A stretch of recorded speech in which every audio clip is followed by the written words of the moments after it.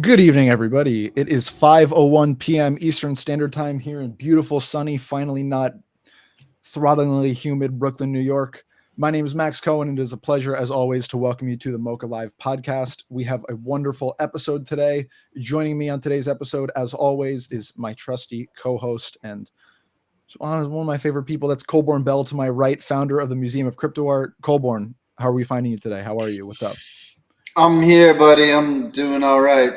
All right, he's rip roaring. He's ready to go. I have coffee. I have seltzer. I have just a fabulous amount of energy. And joining Colborne and I today, we are extremely excited to have him. One of the founders of AsyncArt, also just like among crypto art's like great early collectors and a crypto voxels pioneer and just an incredible mind. And I will cease with the superlatives, but that would be Mr. Conlon Rios.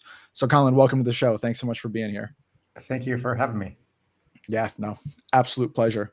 So, today is, I think, in many ways going to be an extension of a conversation we had last week on the podcast where we kind of like discussed and dissected, honestly, like, and transparently, what is like a rather dismal business environment that's come to kind of exist in crypto art over the last, say, 7 months or so, especially where it relates to like innovative platforms and then criticism and curation, just things of that nature, like these kind of secondary layers on top of just like necessary business interests that are like elevating everyone, right? The rising tides that lift all boats.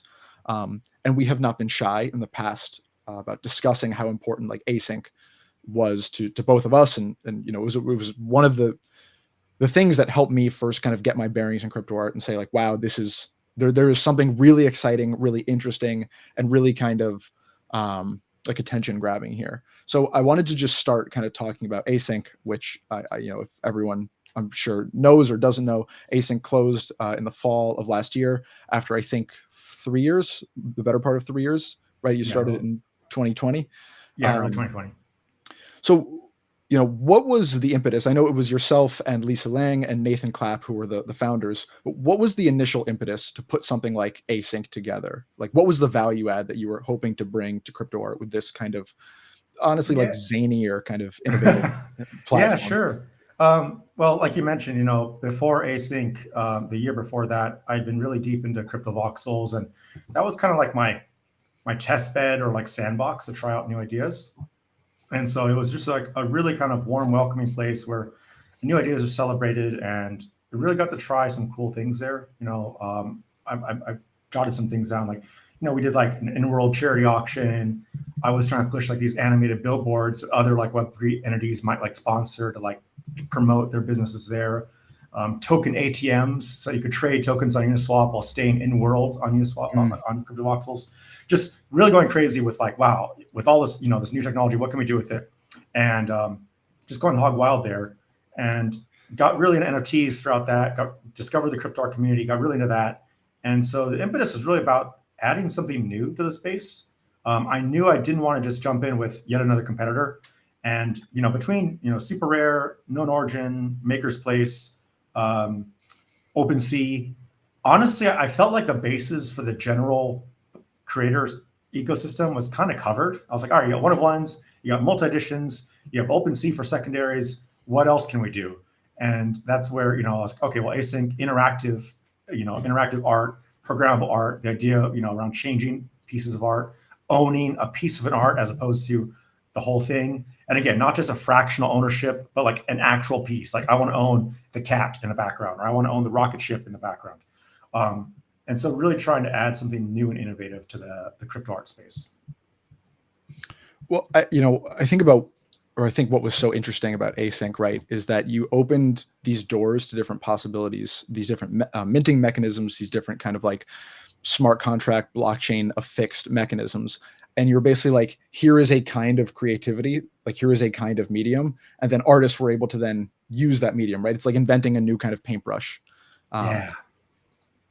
Can you talk about like the early days of Async in the sense of like how you were orienting yourself around the kind of toolkits and tools in general that you were then going to like kind of offer to people? Why was it like time-based mechanisms? Why was it layers? Yeah, well, I mean, the concept for layers was really just if I want to change a piece of art, how do I do it? And layers, swapping in layers swapping them in and out is kind of like the easiest way of doing that. We did start to, offer like with the custom works early on. Oh, we could offer other abilities like rotating or moving layers, changing the color transparency of a layer. And it came out later like, okay, just having strict layer swapping, you could do a lot of those things.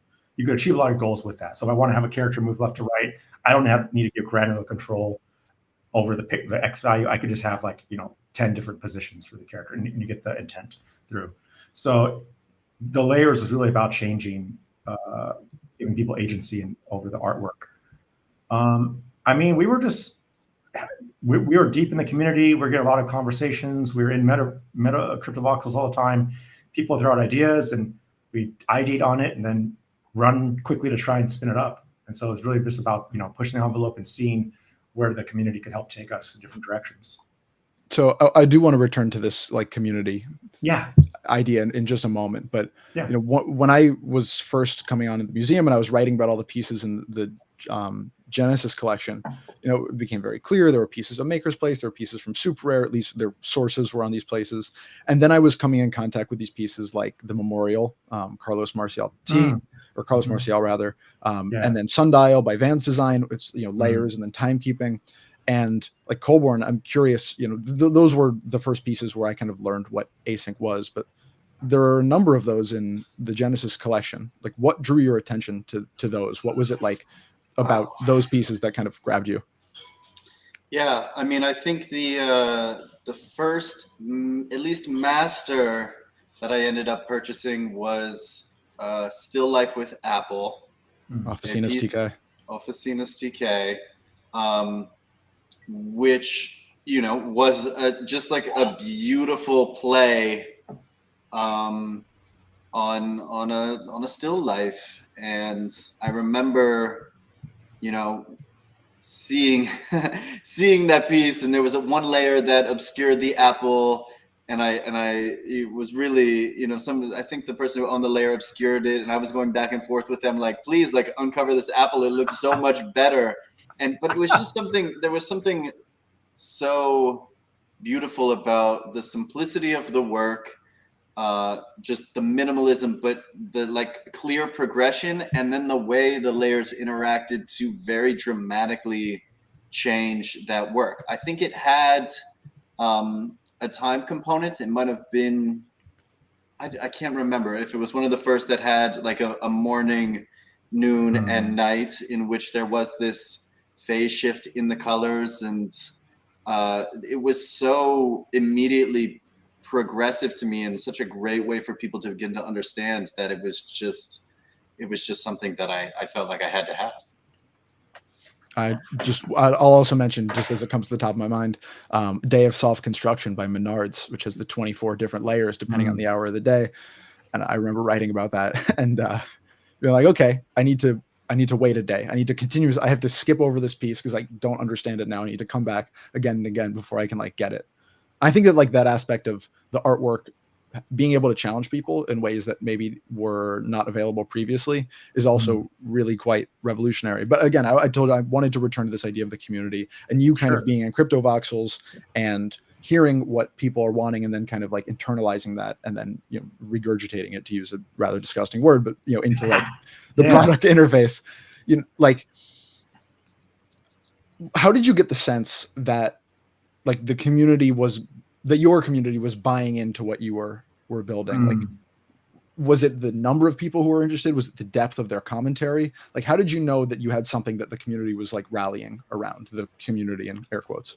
I think the numbers, okay, if you were to compare it to like another like Web2 startup, okay, the numbers weren't that big in terms of people, but in terms of like the percentage of the actual crypto art community, it felt like everyone in the entire crypto art community at least had an opinion and was interacting with it, whether it was, trying to do art, collecting the art, displaying the art, writing about it on Scent, like tweeting about it, even some people who were like against it or like thought it was like, whatever, at least everyone had an opinion. And that's what felt like, wow, okay, we have something that's like in the works, it's in the gears, we can refine this. As comparison to like, I checked and like on Product Hunt, we got like 8 likes for like the launch. So it's just like, I think that was the buy. It's like, wow, this community is really behind at least our ideas and are willing to give us a shot.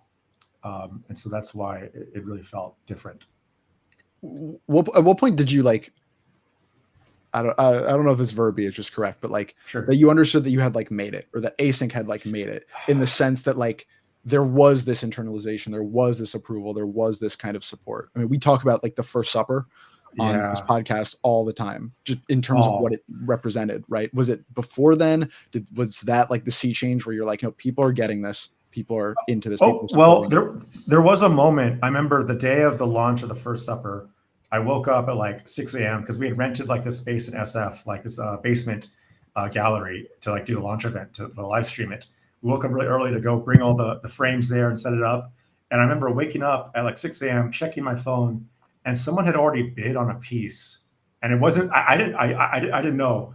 But they bid, it was something crazy high. I remember I was like, if someone even bids like $100 on one of these pieces, I'm going to be ecstatic. And like, it was like, I don't remember now, but it was like a few $100s at least before we'd even announced. So people were very much watching what we were doing. I should go back and just check, but like, that was like my first indicator. And then just throughout the day, like just seeing the response, and people were really celebrating us. You know, artists, like there's some posts on like Reddit, people made videos on YouTube talking about like, hey, this is such a revolutionary idea. It just, at the end of the day, I just feel like, wow, I feel like we've really touched on something really cool and really new in a way that I've never felt in my life before. Like you might talk about a cool idea with like a group of people and like have some like, oh, that's interesting. But to feel like that there are like hundreds of people online who are like cheering you on, that was, I don't know. I can't really describe it. It was just Twitter and sent. It felt like, you know, was everyone was supporting us there. Why were there never, or what, at least I don't feel like there were any true competitors to Async, right? You guys kind of had your lane. There were, not that there are other businesses who are doing innovative things. Like we obviously have to point to Art Blocks. I think when Transient Labs kind of like announced itself and it was doing kind of interesting blockchain mechanics, like these are like spiritual brethren, but you kind of existed in this lane specifically. Was that kind of due to like, I don't know, your integration with this community and kind of, you know, having this like long-term, maybe crypto voxels base like in with what people wanted, or was it just like the tech side was just so freaking good? I've reflected a lot on this. I reflected a lot on this. And I think in retrospect, I can now say, you know, because we're talking about that, we're like, oh man, who's like, in my mind, here's how like delusional I was. I was like, as soon as we announce this, every other platform is going to rush to incorporate this in their platform. Like I was like, it's only a matter of time. Like Superhero is going to have interactive art, makerspace, everyone's going to do it. And then no one did it. No one did it ever. And I realize now that like, no one really was asking for it. It wasn't really solving a problem. And, you know, this is my first startup and I have a lot of hindsight now, but like, it wasn't really solving a problem. I'd say the entire company and project was a work of art in itself. It was right. And I was gonna say, like, does art inherit? Sorry, that really got me excited because you know, does art inherently have to solve a problem? You know, I think just in the creation of the new canvas, you opened up so many more possibilities, which is such a beautiful thing. And maybe there is a business lifespan on that, and you know, maybe somebody will attempt to. Undoubtedly, somebody will attempt to do something like it in the future because it is. You know, I think that's interesting in retrospect, to hear you talk about it as an art project.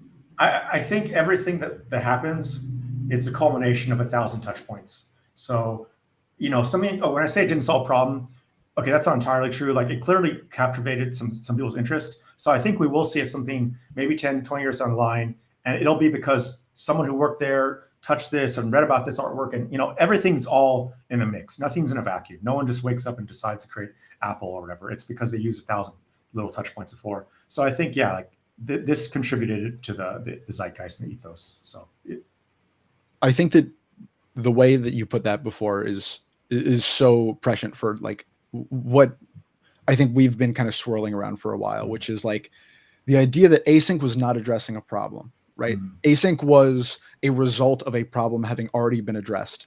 And now it's this thing built on it, right? If the problem at the core of crypto art was we have this art needs to get into people's hands. Where can we go to do that? Like you said, a maker's place, a known origin, a foundation, a super rare, they were already providing that mechanism. Yeah. And this is the core of like the issue here, right? Is that once it's like a Maslow's hierarchy of needs kind of question, right? It's like once the initial baseline is fulfilled, well, that's where you start to get like real creativity, real innovation. But that creativity and that innovation is inherently not as like economically necessary as the things at the foundation.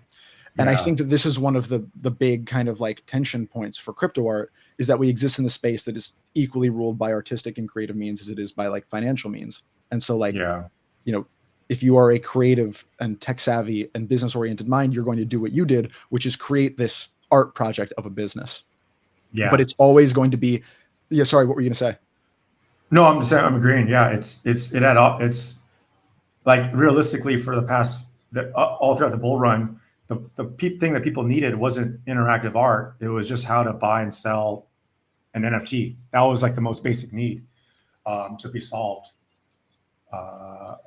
And to make that as easy as possible. So, and this gets into the tension, right? Which is, you know, Async closed and like a curation platform like JPEG closed. Yeah. And so these things that are not at the very bottom of the Maslow's hierarchy of crypto art needs, the crypto art hierarchy of Maslow's needs, something like that. Yeah. These things that are, these things that are not at the bottom have a much more difficult path to survival. And yet they are the things that make like the whole space come alive. Yep. And that tension is very, very dangerous, because like the natural progression is stripping away the things that are unnecessary when times become difficult, right? Like again, the things with the easiest path to some kind of sustainable income stream are going to survive. And the things that don't have that, the things that are extraneous, are going to just falter first. And I am very aware, as Colborne is, as everyone who listened to this podcast last week is, that like this moment is so strange because even though crypto prices have gone up, there's been a reticence, I think, to try again with that kind of like innovative end, right? It's almost like everything is kind of settled. Here are our 4 or 5, you know, marketplaces, platforms, etc. And the dangers, rather, or like the sustainability of building these creative, you know, the things that make crypto art sing, as opposed to the things that make crypto art possible, are no longer economically motivated. You know, the same thing happens in just society. Like people want to cut budgets, and the first thing to cut is art and music budgets. Yeah. But then it's like going back to like life without art and music is kind of meaningless. So it's like, it's exactly what you're saying. Like the things at the very top, people think, oh, let's cut that. It's like, but that's the whole reason why we're here. We're not here to just optimize resource flow. You know what I mean? Like it's chicken and egg. How do you support the thing that makes all of your ecosystem meaningful when that isn't really economically viable? Colburn, do you have an answer to that question? No, I don't. I just, you know, the painful thing is that when things are approached with such passion, and there is that process of like build up, and people's passion is feeding other people's passion, and there's this wonderful bloom of innovation, and then you get like cut to the bare bones. Well, it's hard to want to like restart and re-engage that love, because ultimately it has become a painful memory. And that in of itself is kind of life as well. When you take that risk, we all took collective risks.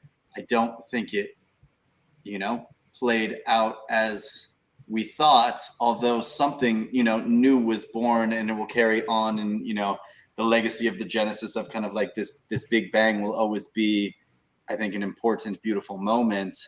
But yeah, I just in general find that, you know, I just don't carry the same passion. There is definitely some more realism. And that passion was never founded on money in the first place. But when those two forces collide, it just kind of forces you to get real.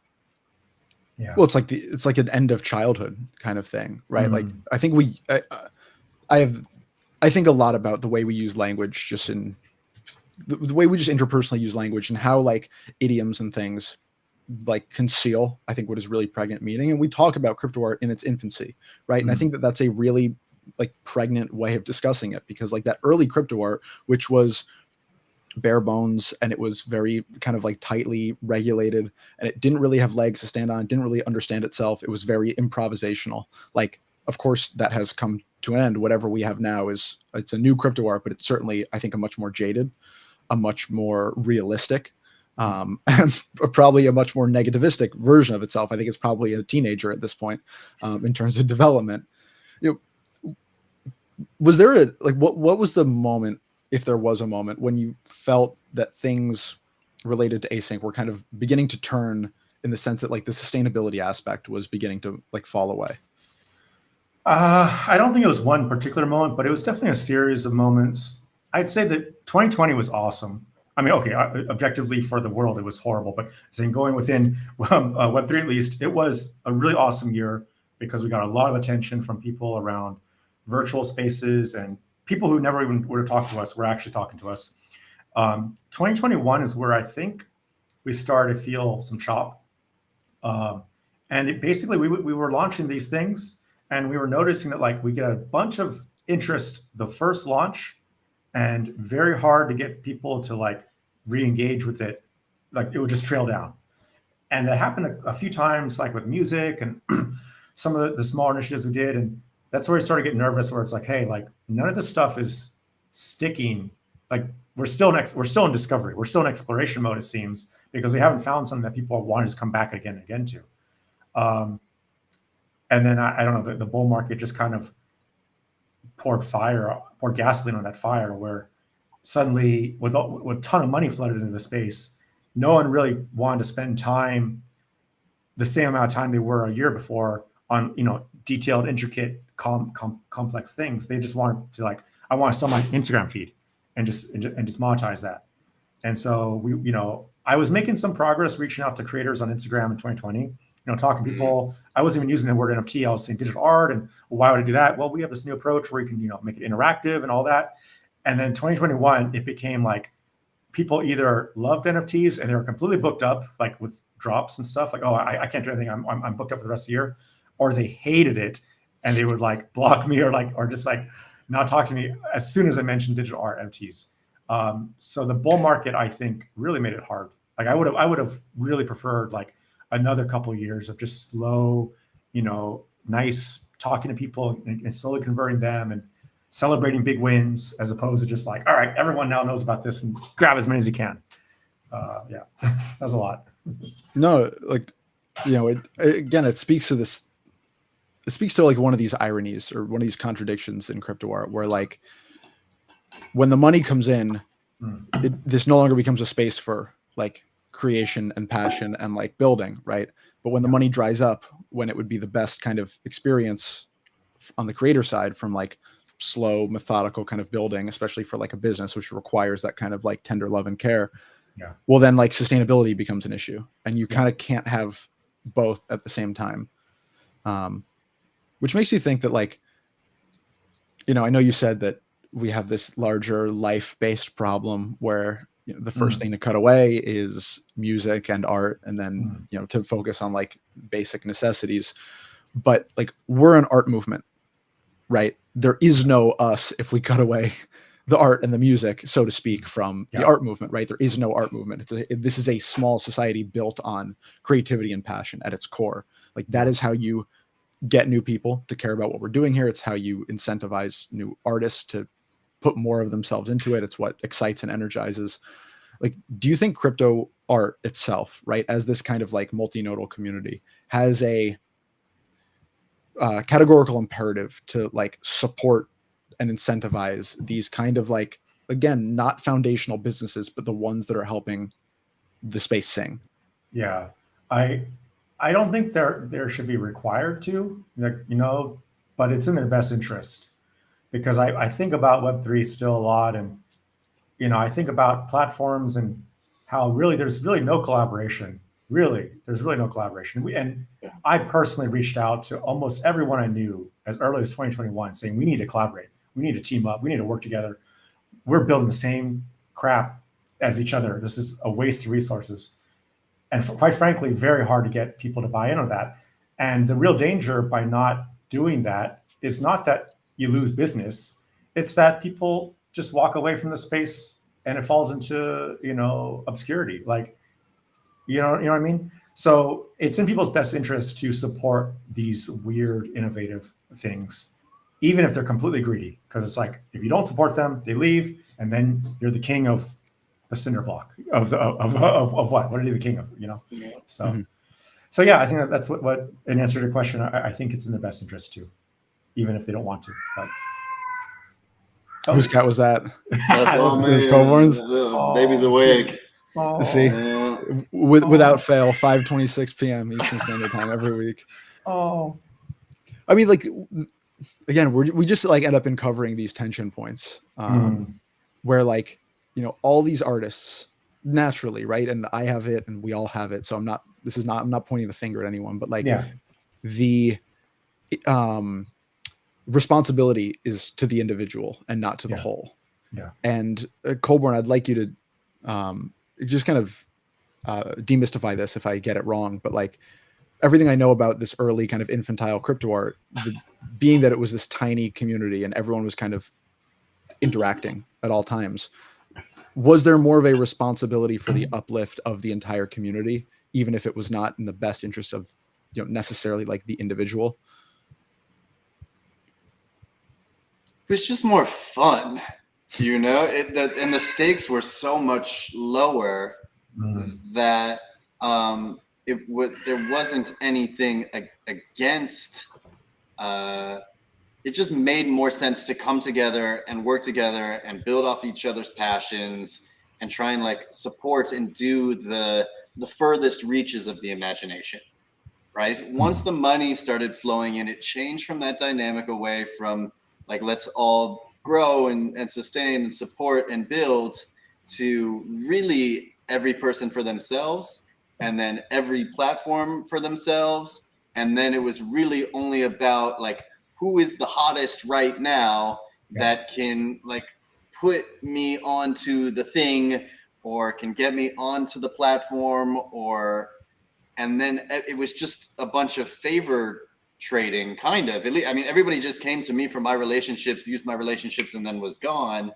And that was so markedly different from, all right, like, let's do this thing for you. Let's like, and it just, the very nature of it shifted, and you can't, like, it's lightning in a bottle. You can't recapture that spirit once everybody has been burned.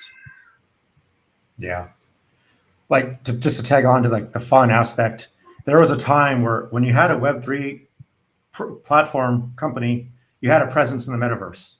Like you had an office or event space or something. When you launched a new product, you did it in the metaverse, and everyone did it. Everyone, like, and that was actually how I discovered a lot of things personally, just walking down, the center of the square. And there became a point where they were just moving so fast. It's like, why should I go to the effort of building this metaverse space when I can just get, sell stuff on my site and then get you ready for tomorrow's sale? And so people stopped doing metaverse stuff. And the other downside of the metaverse is that discoverability. People started pulling up their drawbridges. It's like, no, come to my site, my marketplace, my platform, and stay there. And it's like, no, like, you gotta like share. When you get a new celebrity or a new person into the space, introduce them, walk them around, say, these are what all these platforms do. You might find a platform that's better suited to you, and that's okay, because if they're smart, a win for the ecosystem is a win for me, right?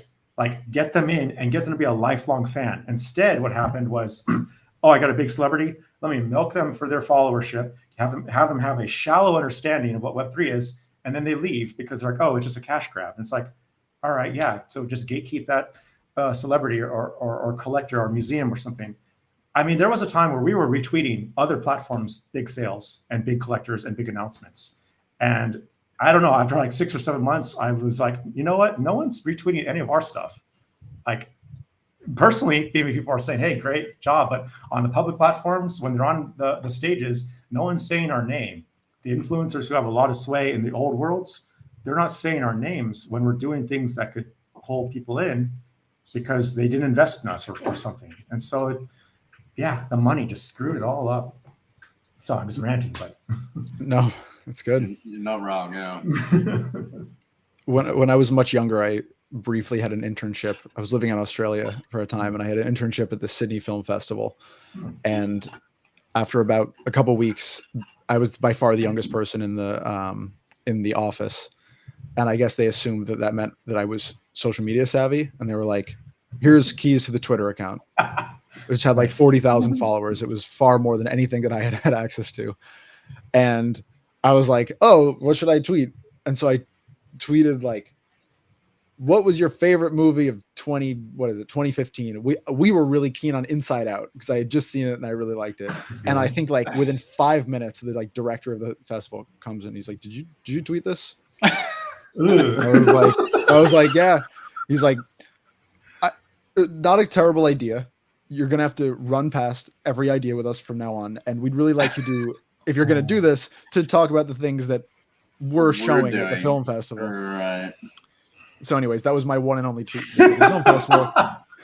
But the same kind of principle, right? It's like, well, we want people to care about movies. Here's a movie that people like. Maybe we should talk about it. But instead it was like, no, just talk about our movies. Oh, it's such a scarcity mindset. It's like if you're a film festival, you want everyone on the planet to love movies. However, you just start with that first. Anyway. Yeah, well, I mean, it's not an exact one-to-one, but I thought it was a silly story that made me look like an idiot, and I love those on the podcast. I mean,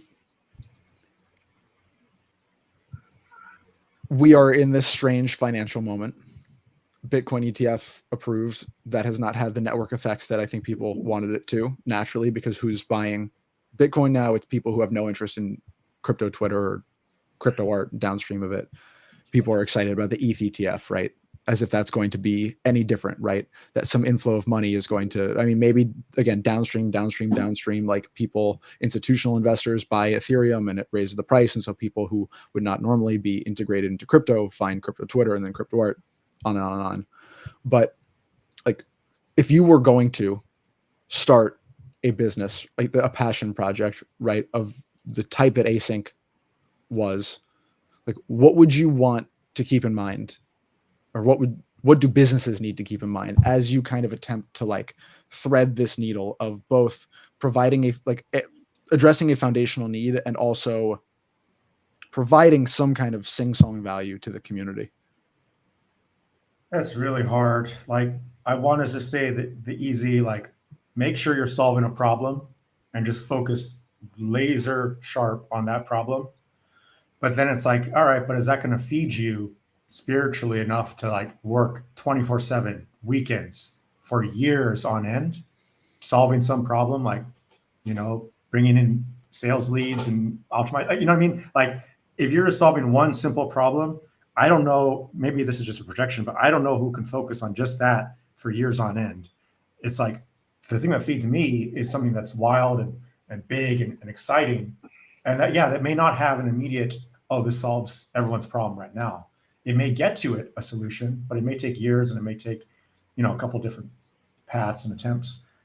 So I don't really know if I have an answer for that. Like, those two things are at odds. Like, ideally, yeah. No, please go ahead.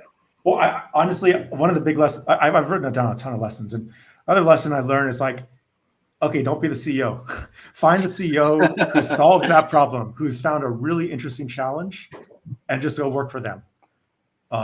Because at this point, I don't trust myself to find that challenge that's going to be interesting and solving a problem. Like, the things I want to build are just weird. I mean, they're not. It's not marketable stuff initially. It's weird stuff, and so I got to find someone who's a really good schmoozer, who's been to business school, who has those connections, who's in a fraternity. I need someone like that, and they have a really cool problem to solve, and I will follow that person to the ends of the earth. But I need to find them. So, if you're out there, Colin's looking for you. I'm looking. No, I look like so much of this, I think, is the reality of the world that we live in and the promise that crypto had to disintermediate and disrupt that world. Mm-hmm. And we are fully aware that we are transitioning into digital environments, digital spaces. The path in that progression is incredibly slow, but I think we understand that we will not, one, be afforded the same amount of physical material goods that generations before us would. There is increasing scarcity, and naturally the like digital environments are much more addictive, and we just enjoy the speed in which things change and things can. So when you talk about like threading the needle, it's very hard to project into the future what is going to happen in these digital worlds while still cementing them in the reality of the situation, and know that people inherently are very fearful of emergent tech, or that crypto is colored in so many different ways by so many different people, that NFTs were colored in so many ways by so many people. And the odd thing is in all of the promise that crypto has, people still view it almost dirty as a financial vehicle, because they have previously seen like all the ills of capitalism. And it's hard to want to get into or learn some new technology or get inspired by it. And that's why like crypto art was such a perfect, I don't know, like a yin yang of all of these odd juxtapositions that the world is going through. That probably made no sense, but no, it was like a perfect balance. Like for a moment, it was perfectly balanced. There's enough financial incentives, enough creativity that it can kind of make itself work, but obviously too much finance toppled it. It toppled it over. I just want to say that like I love that aspect of the capitalist part, because like going back to like starting a business, right? Like how'd you do it? That question already is kind of a rigged game already. There's like so little money in the world for art that trying to make a business around like, oh, let's turn everyone into an everyday collector and people walk around and spend $10 a day on art, that's already kind of a losing battle. Like there's so little money in art. It should be like we should work on change in society so that if you're an artist, you can just apply for a grant. Like some states do have grant programs. We should just make that so much the norm that if you're an artist, a creative person, and you want to have, some time and resources to just do a piece of music or poetry or book, you should be funded to do that. If we can spend hundreds of millions of dollars on these missiles and these tanks and these crazy things, we should be able to spend money to say, okay, yeah, here's $5,000 to, pay your rent for a few months and do a cool project. You know what I mean? Like, so all of us trying these startups, we're trying to solve these problems in an already inherently losing battle when we should all be solving the bigger problem of society. I will say, because I do want to give crypto art, even crypto art today, like it's due credit, because I do think it addresses, like, it is amazing the variety of people who have been able to even make a single sale in crypto art, right? The norm for artists, I went to film school, right? The norm for film school graduates is that you are never going to make anything that anyone's ever going to purchase, and you will never be paid for it. Like that's just, it was the expectation going in. It's what you hear from everybody who's a bit older and a bit wiser when you're in film school is, you meet some significant other's father and they're like, no, how do you plan to make a career out of that? And the answer is like, I probably don't, but I'm going to do my best.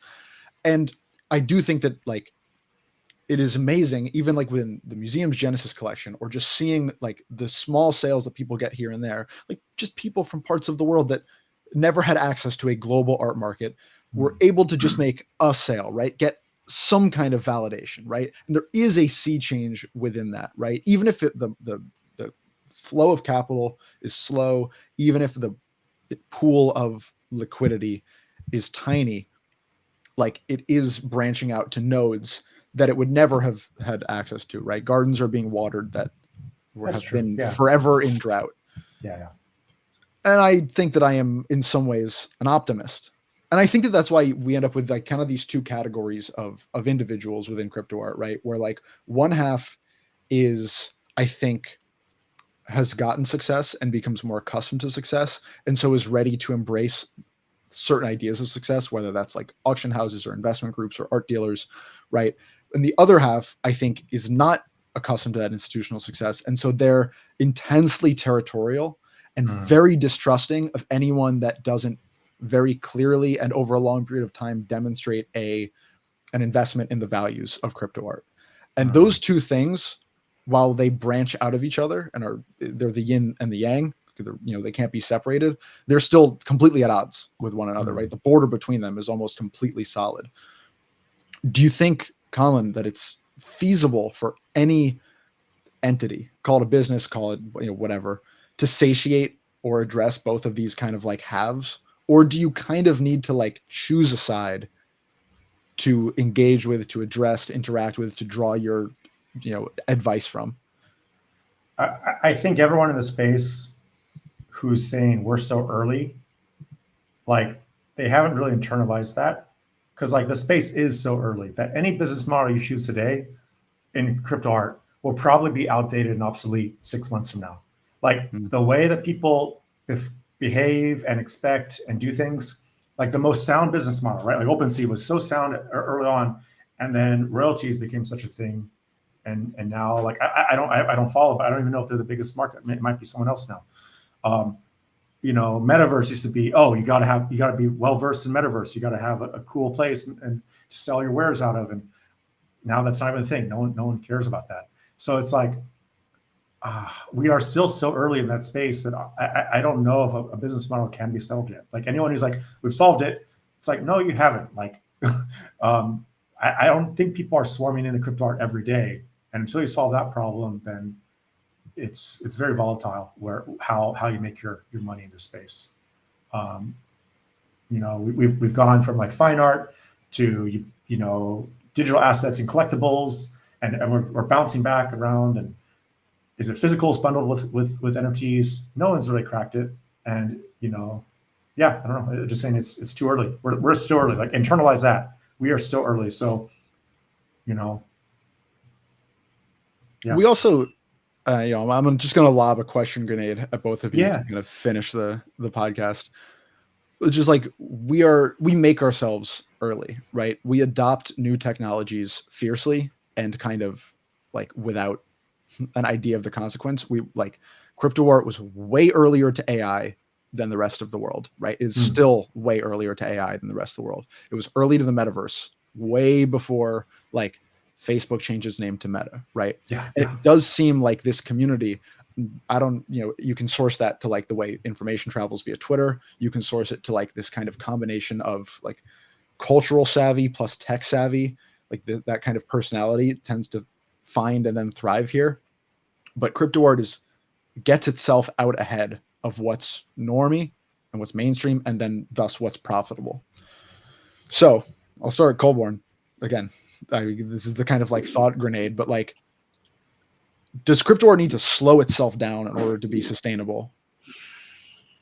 I mean, it doesn't slow down, so we don't have that luxury. I don't know.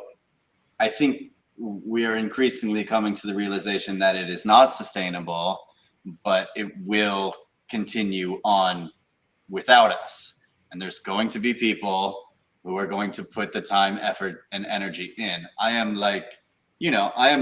personally, after 7-8 years in crypto, it's probably too fast for me, right? I'm changing as a person. I'm not that anymore. It's that California upbringing. Seriously, you can't. Crypto's an East Coast game. If I thought I was gonna do this until I'm 60, no chance. I would be gone.